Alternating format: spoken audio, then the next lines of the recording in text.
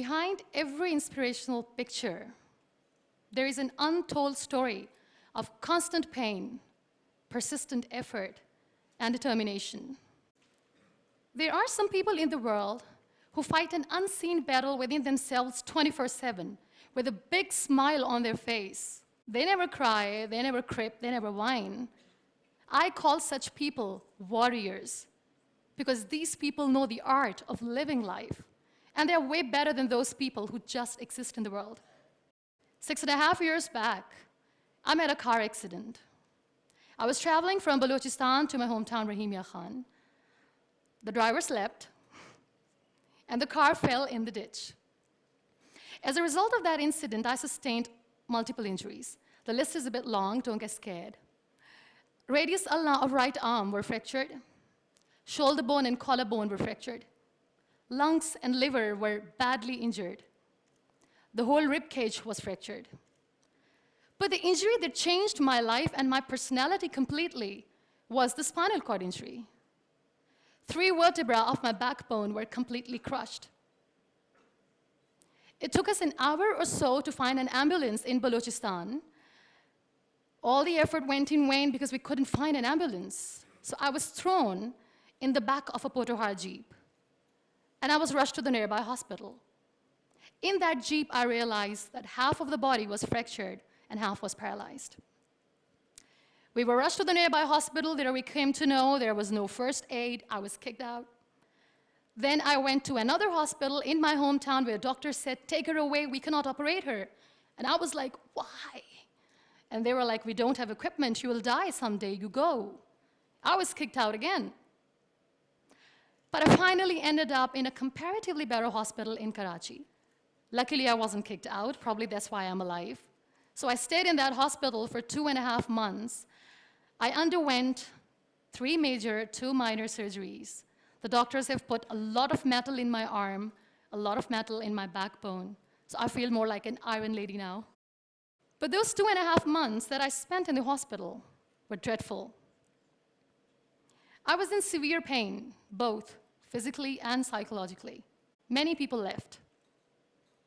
Very close ones. The ones who were supposed to stay with me were the ones who left me when I needed them the most. I was devastated. Life was completely pointless, aimless, colorless. I was tired of wearing the white scrubs, looking at the white walls, doing nothing, sitting idle. I really didn't want to live. But then I realized that instead of crying for the people who were not meant to be with me, and for the legs which I have lost, I have people around me who want to see me alive. I have so much to be grateful for. So let's stop cribbing, stop whining, because it's pointless. The best decision that I took in my entire life was the painting that I made in the hospital with a deformed hand. That's how I added colors in my colorless life. That's how this adversity helped me in exploring an artist in me. That's how this art kept me alive through this whole journey. Then I was moved to Islamabad. I stayed in my room on the bed, confined for 2 years, because I developed multiple pressure ulcers and a variety of infections and allergies. Now this whole traumatic journey of 2 years and 2.5 months being bedridden, doing nothing, the only thing that kept me alive was art. What a beautiful medium art is, that without uttering a single word, you express yourself. What a beautiful escape it was. But the day I sat on the wheelchair for the first time, I was a completely different person. I still remember that I looked at myself in the mirror and I said, "You cannot wait for a miracle to come and make you walk. You cannot wait for the stem cell treatment because it's very expensive. You cannot wait and sit in the corner of the room crying and begging for mercy because people don't have time."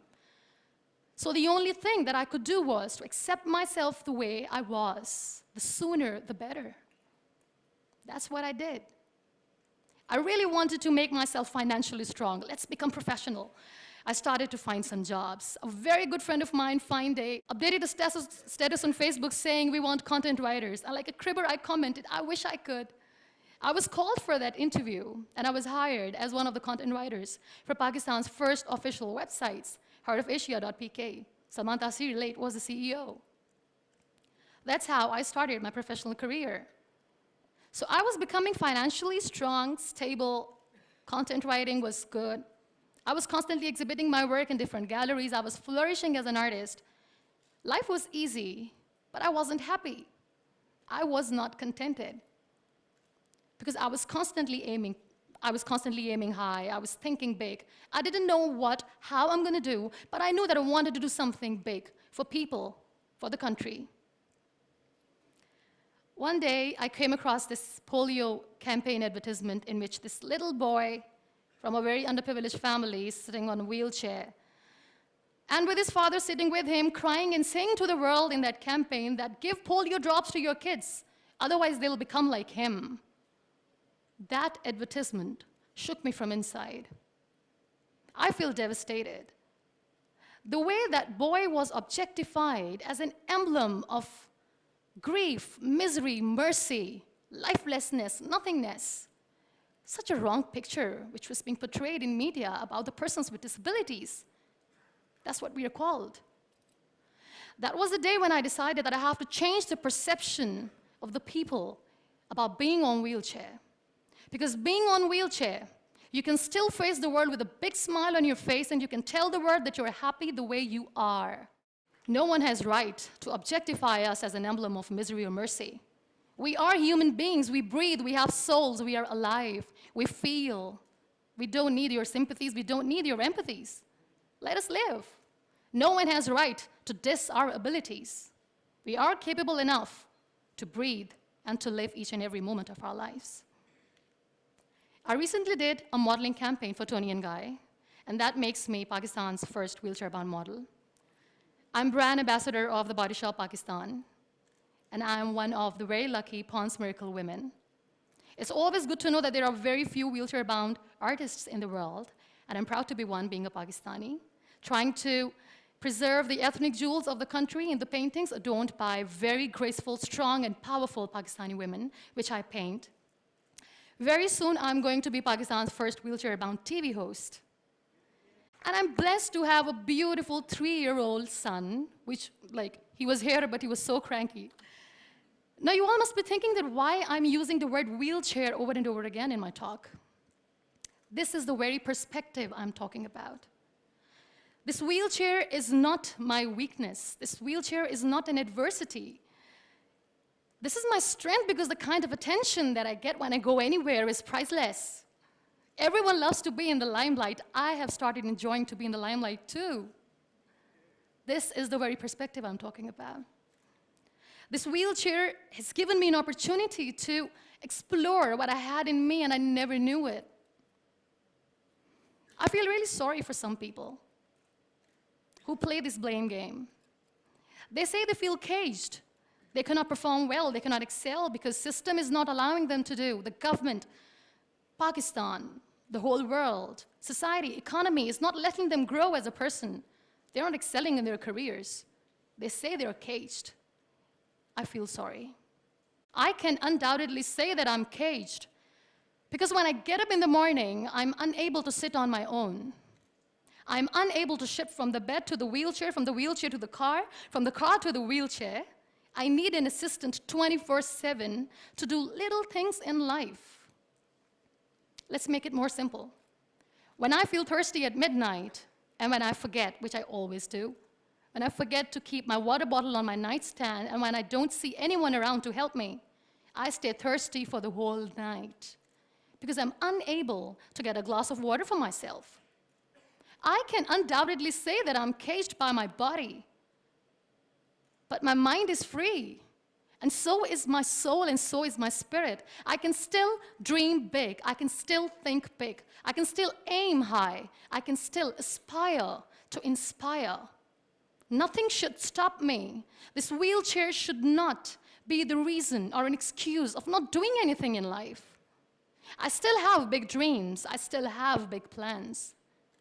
And I still have to work on that. Be grateful for what you have. And trust me, you will always end up having more. And if you'll cry and if you'll crib for the little things in your life, you will never ever have enough. You want to excel, you want to grow, you want to be powerful and passionate and great professionals, learn the art of converting your adversities into opportunities. The moment you're going to learn it, sky's the limit. So be grateful, be happy, be alive, and don't let anyone test your abilities. Thank you.